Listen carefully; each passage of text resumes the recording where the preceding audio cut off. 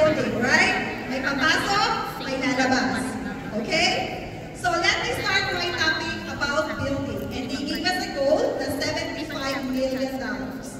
We can only do that through building and selling, right?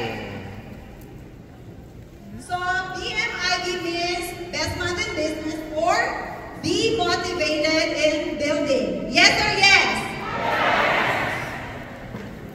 So where can we get the new team members that we need to get on board? First, through booking consistently, because it will help us to have new team members. Dinner from dinner and through lunch and learn. Store more bookings or taking events like any other events that your dealership is sponsoring. Number 2, utilize technology for time leverage.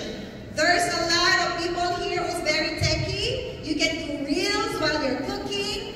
You know how attraction marketing works? You don't need to sell, but you just need to share. Amen ba? Okay. Inspire others through the power of your personal story. If you notice, be you, and the next letter is I. So inspire others through the power of your personal story. Maybe Melissa's hot button is travel, so don't mention about big checks.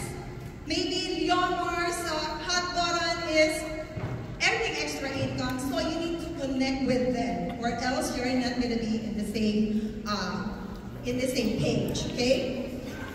Sharing your own or other consultant story that is important to the person you are talking to is very important.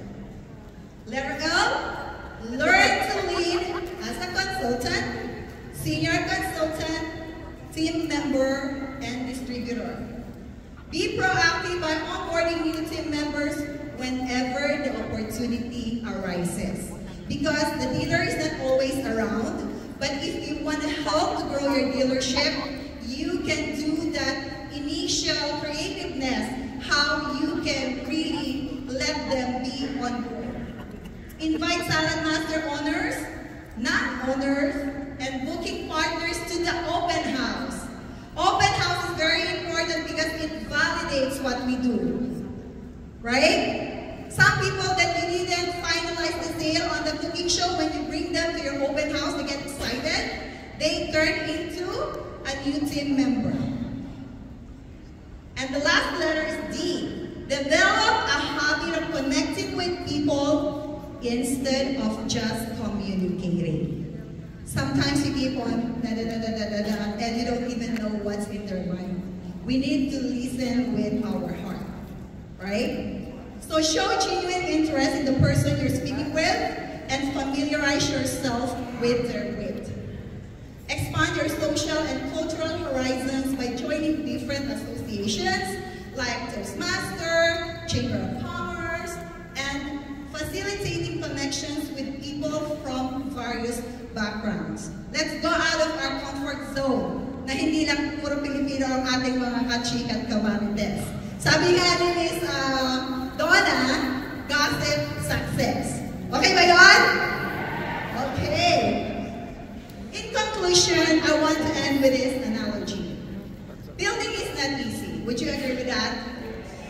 Along the way, may mga frustrations, may mga challenges. Kagaya ng isang bahay, kapag binibuild ang isang bahay, hindi lahat ng workers nagtatrabaho at the same time.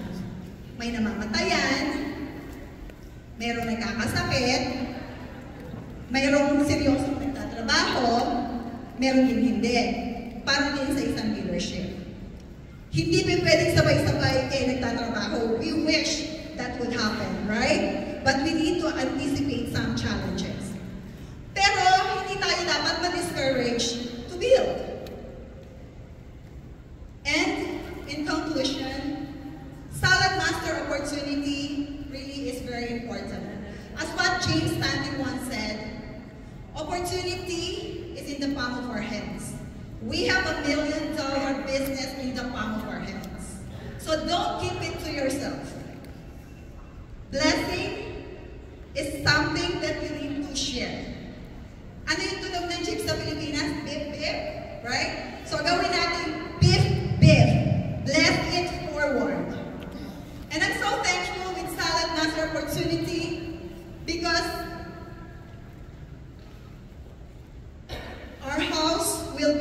next month in Malolos.